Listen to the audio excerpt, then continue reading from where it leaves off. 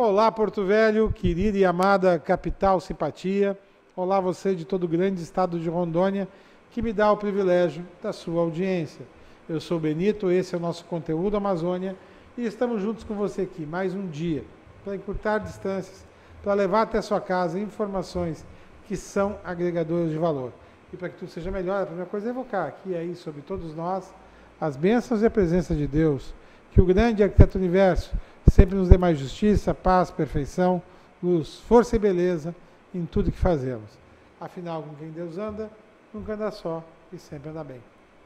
Olha, sem muitas delongas, estou aqui com o jovem empresário, que é um cara que eu acho tremendamente capacitado, admiro o trabalho não só da empresa dele, que é o Grupo Sapiens, mas das posturas pessoais dele, de homem focado na modernidade e na inovação, que é um termo que a gente gosta. Tá aqui, a gente não pode ter mais, agora a gente só faz assim com a mãozinha, né? Guto Pelúcio, né, do Grupo Sapiens. Vamos conversar hoje sobre o rompimento de paradigma, sobre mudança, crescer nessa crise. O que ainda dá para fazer?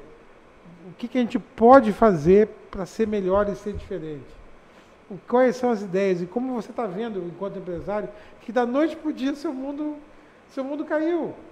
Né? Porque você tem a responsabilidade social dos seus funcionários, a sua missão social com os seus alunos, né, e seus parceiros, e ao mesmo tempo você tem um meio adverso, que você vai, cada dia uma batalha diferente, uma notícia diferente, que vai passar, mas vai passar e vai deixar nós de que jeito?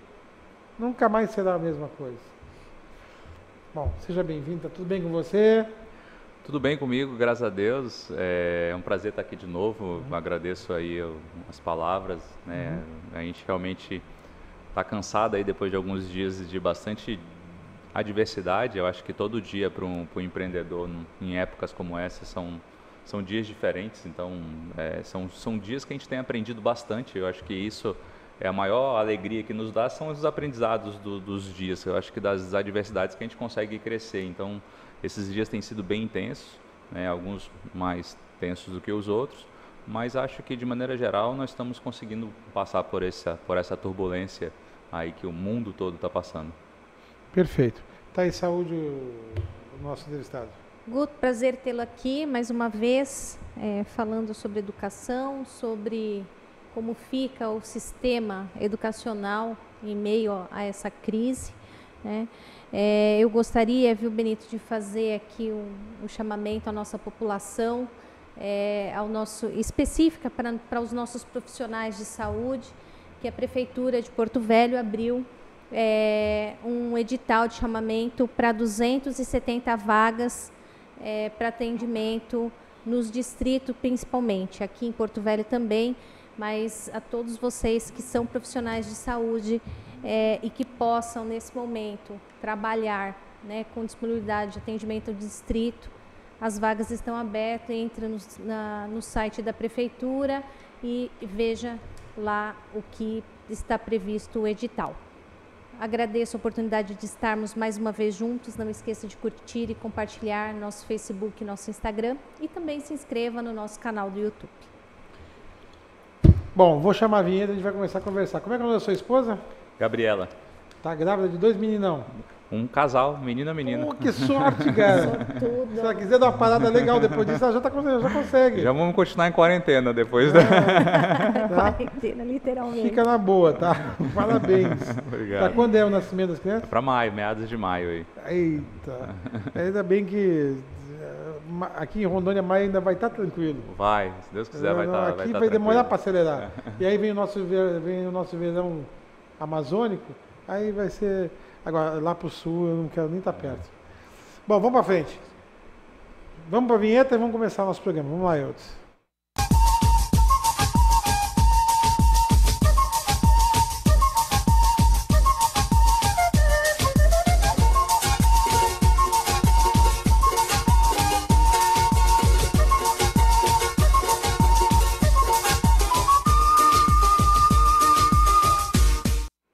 Bom, vamos lá.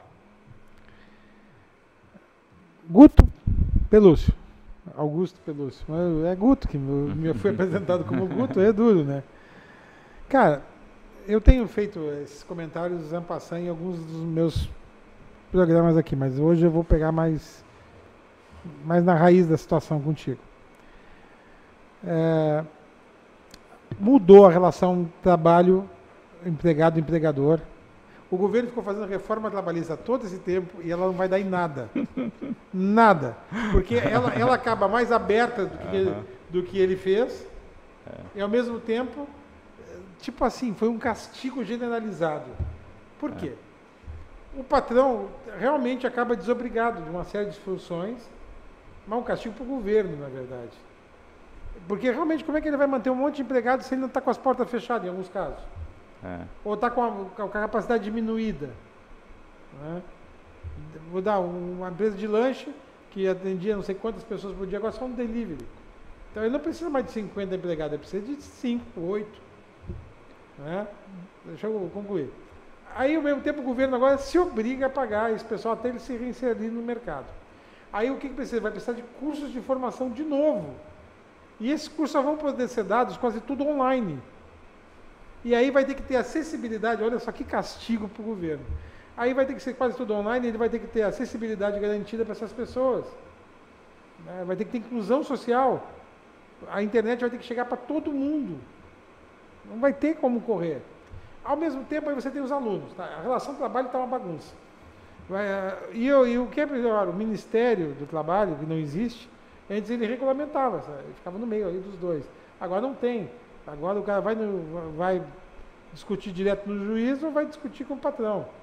E está meio que esvaziada. Todo dia muda a MP, tem uma MP nova. Né?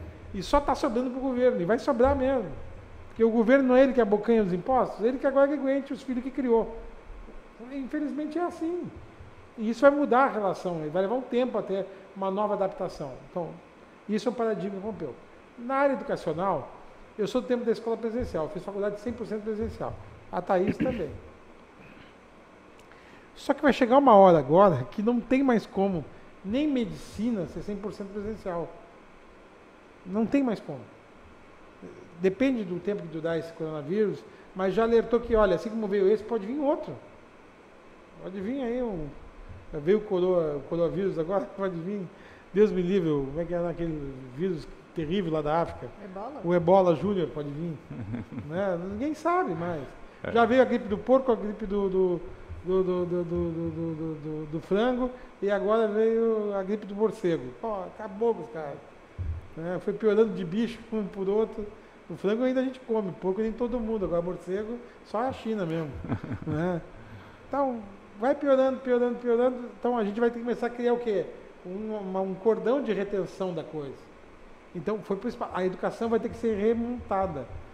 Sorte daqueles caras que venderam aquelas faculdades agora, né? Que vai mudar. E aí a faculdade agora não vai ser mais aquela que tem maior número de alunos, a melhor, né? Que investe mais. Não.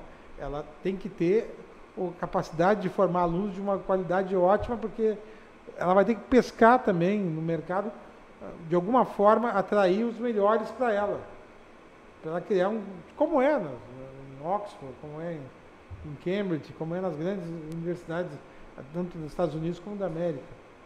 Ela quer os melhores, você tem que chegar, não adianta chegar você tem que vir com uma carta de notas, você tem que vir com um monte de coisa. Para quê? É um casamento entre o aluno e a faculdade. A faculdade te empresta o potencial dela e aí você empresta para ela e você vai emprestar para ela depois do seu prestígio no decorrer da vida. Então, olha só o que estamos vivendo. Ao mesmo tempo, o pequeno, ele vai ter que se reinventar. O cara que vende churrasquinho na esquina vai ter que começar a pensar de como é que ele vai viver desse churrasquinho que ele vendia. A informalidade vai acabar. Ao mesmo tempo em que tudo vai virar um grande informal, mas é um informal qualificado. Aí como é que você pega um senhorzinho que vendia pipoca, né? Como é que você pega ele e qualifica ele para ele fazer alguma coisa que ele consiga chegar na população dele sem ter problema? Ele vai pensar nisso também. Todos vamos trabalhar muito mais em casa. Vamos estar mais perto dos filhos. E os filhos vão estar mais dali, ó. Alguns serviços vão sumir. Então mudou tudo, cara. A gente não viaja mais. Agora as nossas férias vão ser todas programadas em épocas diferenciadas do ano, né? Provavelmente vão ser tudo no inverno, as férias a gente vai ter que viajar para o Nordeste, quem quiser ir para a praia, né? Um exemplo. Mudou as coisas. Mas agora sim, eu só fiz um preâmbulo. Eu quero ouvir você, que é um empresário, que é da área de educação e que tem uma grande experiência em inovação. Com você a palavra a partir de agora, meu querido. Bom, eu vou começar falando sobre a relação trabalho e emprego, porque isso é uma coisa que já vem sendo discutida já há algum tempo, né? Quando houve a primeira modernização trabalhista, a maior dificuldade de um jovem entender por que era tão difícil aprovar é porque o jovem queria aquilo. O jovem queria o teletrabalho, o jovem queria um horário flexível e algumas coisas a gente vinha experimentando já no grupo, a gente vem aplicando, a gente fez acordo trabalhista de formas alternativas do ponto, né? Você tem que ter um ponto, você é obrigado a ter um ponto. Então já tínhamos criado para que o colaborador batesse ponto pelo celular, através de um dispositivo alternativo, já que é um requisito legal. Agora, com essa situação toda, muita coisa está sendo revista, né? Porque até que ponto que essa obrigatoriedade da lei, ela é realmente discutida, né? Até que ponto que você deve cobrar um horário de um trabalhador se o mundo está mudando para ele medir as entregas, né? É um costume um pouco brasileiro de você querer ser medido pelo esforço e não pelo resultado.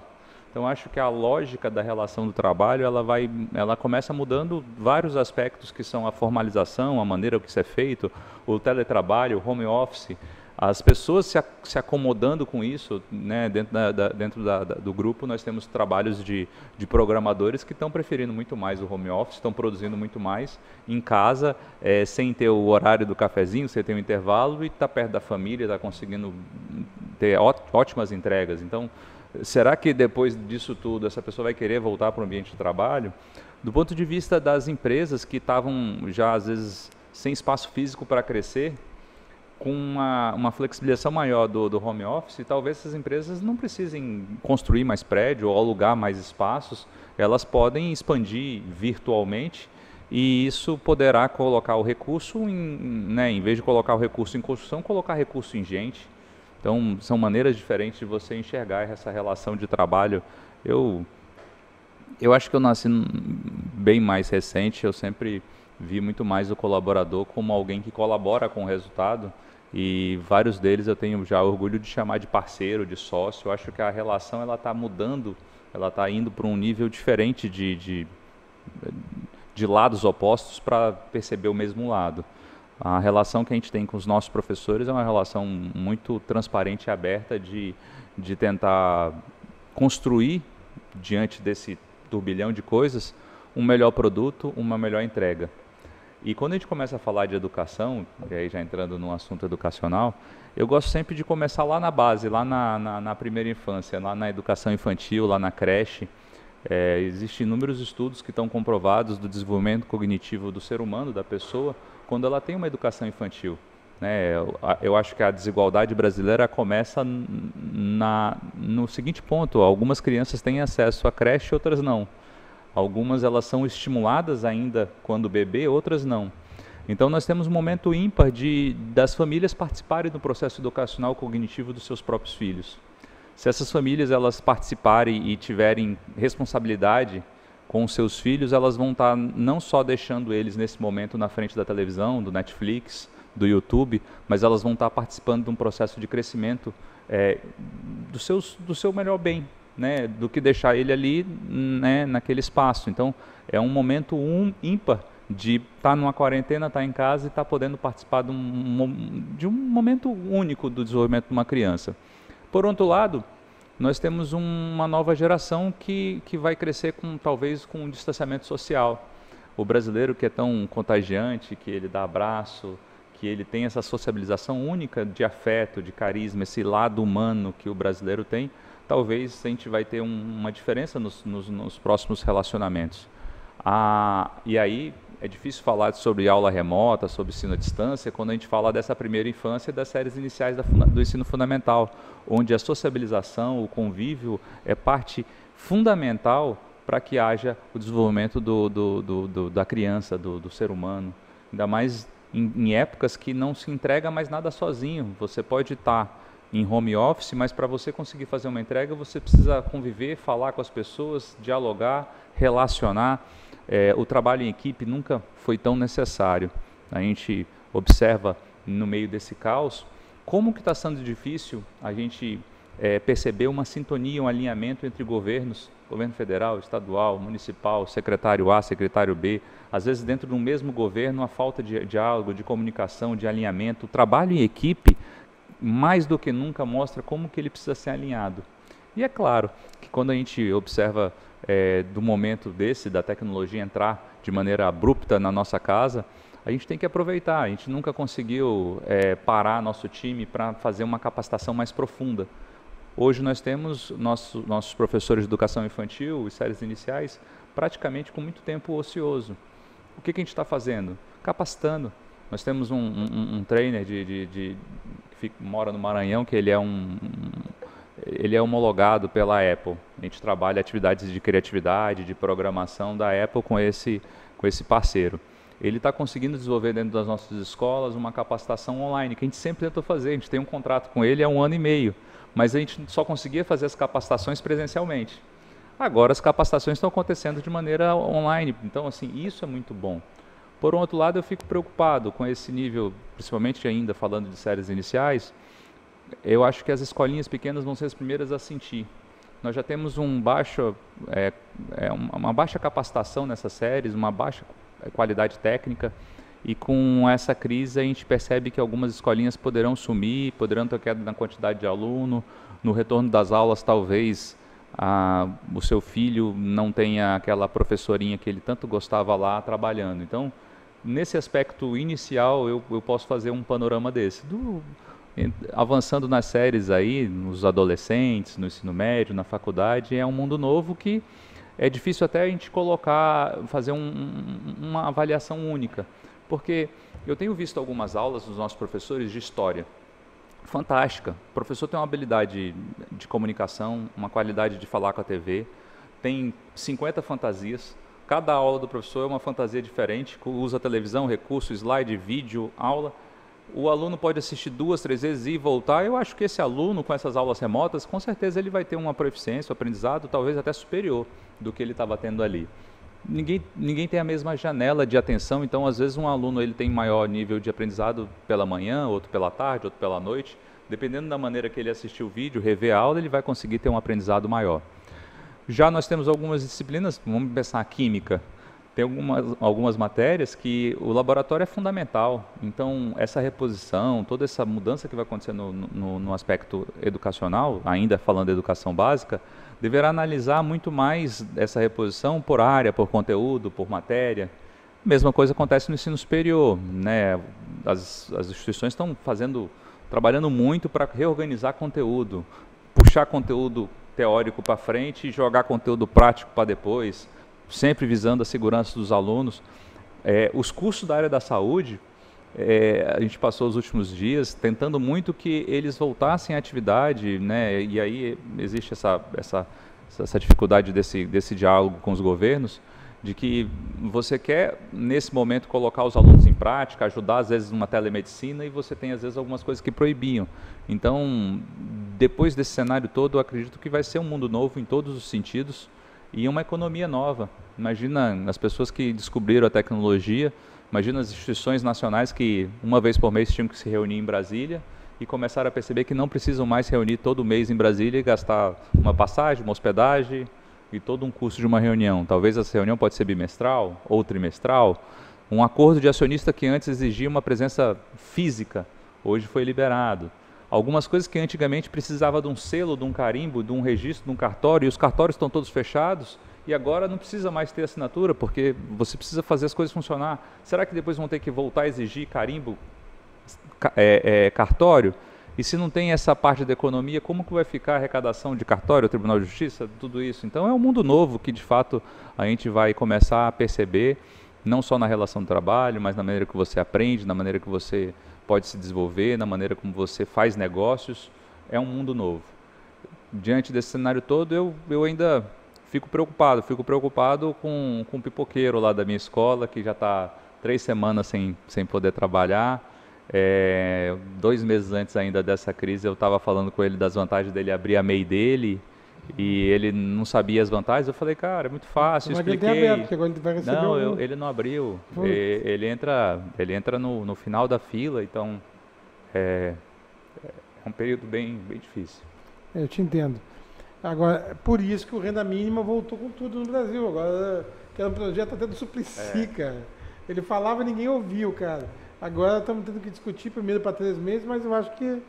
O difícil é que o recurso não chega na velocidade que precisa na ponta.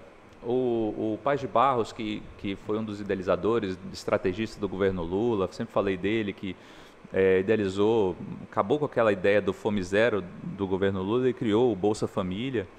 Ele sempre defendeu a liberalidade dos recursos chegarem na ponta de maneira rápida, fácil. O Paulo Guedes está aí tentando fazer com que o recurso, que a estimativa é que 5% do PIB saia da economia, vamos injetar ele na economia. Ele agora é contra a redução de salário do servidor público, ele quer que o dinheiro circule, mas como fazer o dinheiro chegar no mercado informal? Como fazer o dinheiro chegar nos 40% que não são reconhecidos e estão totalmente à margem da sociedade?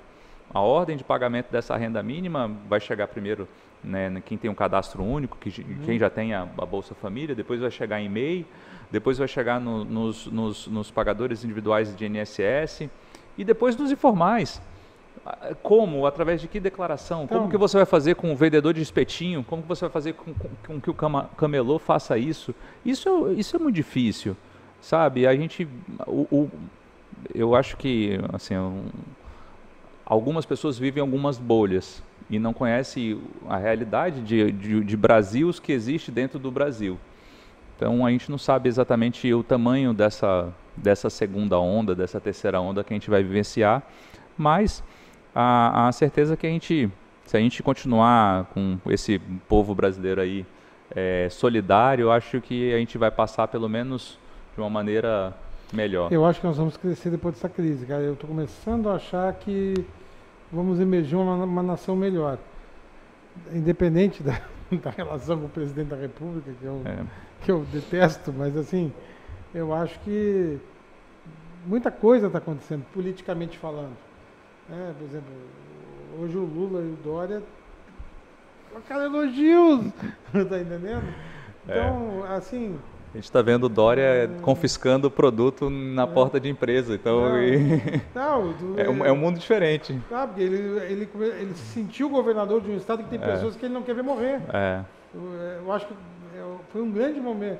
Aquela empatia que está se cobrando hoje em dia. Aqui você está demonstrando com o seu pipoqueiro lá. Não, eu acho que de fato é um mundo novo. Eu vejo cenários otimistas, cenários pessimistas. No nosso setor educacional a gente está bastante apreensivo. A gente começou a fazer um levantamento básico da inadimplência, da queda do poder de consumo que existe dentro das escolas. São um universo de escolas diferentes, mas a gente estava ontem reunido online, né, com a nossa federação. A nossa expectativa é uma variação de 30% a 40% da rede privada ter que sair do ensino particular básico. E acende para a gente uma luz, porque o mercado se organiza, né? O mercado ele se organiza de um jeito muito rápido. Mas se a gente está falando de 9 milhões de alunos na educação básica, e se a gente imaginar uns 30%, a gente está falando de 3 milhões de alunos no Brasil todo que perderão renda e não terão condições de manter os seus filhos na rede particular. Mas pode ser que abra a concorrência pública aí para vocês administrarem escolas. Mas aí vamos pensar nesse outro ponto. Se 30% sai da rede particular, ele precisará ir para o ensino público. Então, nós temos um grande esforço dos governos primeiro agora, que a gente está passando, de fazer uma gestão da saúde. A gente está vendo que está bem difícil até para fazer a gestão dessa quantidade de problema que a gente vai enfrentar. O segundo ordem, que eu acho que vai exigir muito dos governos, é para manter a ordem. Né? Num cenário de caos, a desordem pode começar a acontecer. A gente já começa a ver em poucos dias fechado, comércio sendo saqueados, roubos acontecendo nas lojas. Será que a nossa segurança pública vai conseguir trazer a segurança para a população? Então, acho que vai exigir o segundo esforço da segurança pública. E o terceiro esforço, eu começo a alertar, e já tenho mantido contato de maneira informal com os governos, é de se preparar para aumentar a capacidade da educação pública, porque se esses 3 milhões de alunos sairão da rede particular, eles precisarão ir para o ensino público. Mas eu não vi o FIES. São cenários que a gente está construindo para alertar as autoridades do que pode e o que não pode acontecer. É claro que no meio de tudo isso, a gente fica pensando, ontem, nos últimos dias, saiu a medida provisória sobre a redução de salários. É uma lacuna na economia.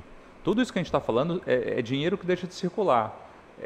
Qual é o tamanho desse dinheiro que deixa de circular? Eu falo para algumas pessoas, se não existisse vírus nenhum na humanidade hoje, se tivesse extinguido, se já tivesse vacina, cura, as pessoas para sair de casa, elas sairiam diferentes.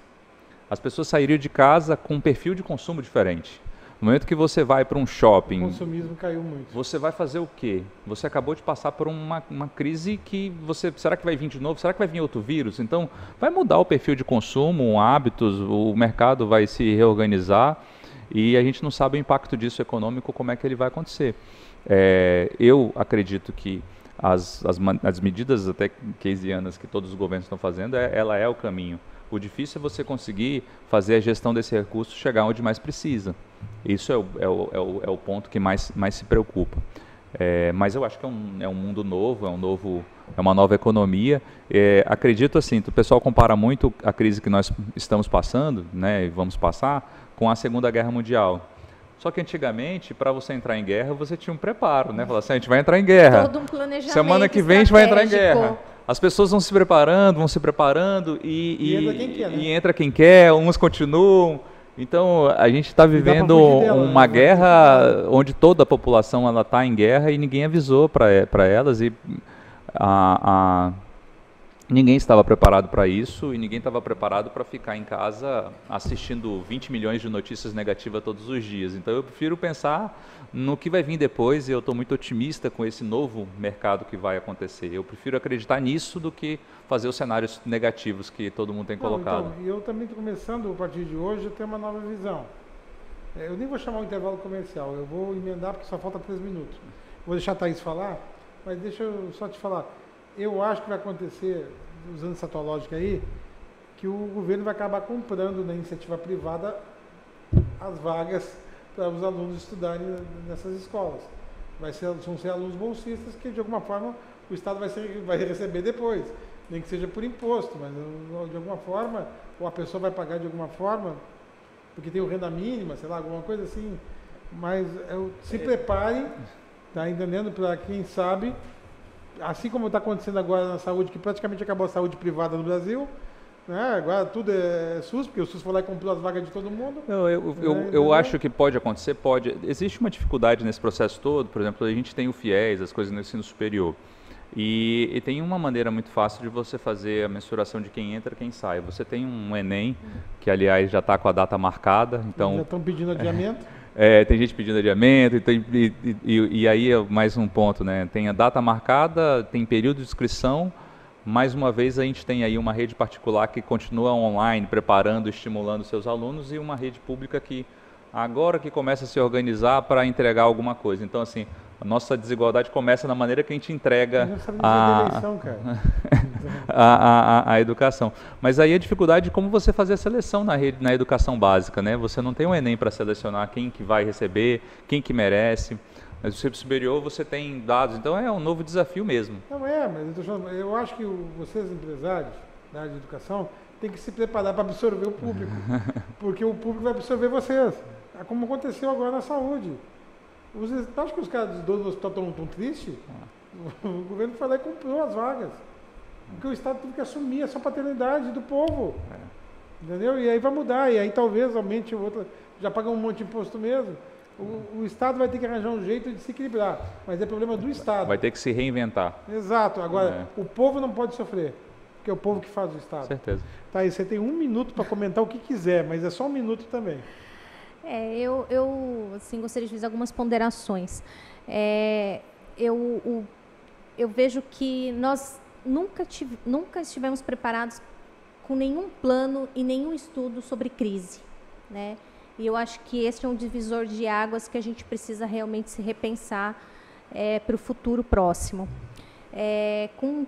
Com relação à questão do EAD, no primeiro momento eu achei que, nossa, fantástico, mas agora eu estou sentindo na pele e vejo que não é tão fantástico assim, né? Primeiro, porque eu estou trabalhando o dobro em casa.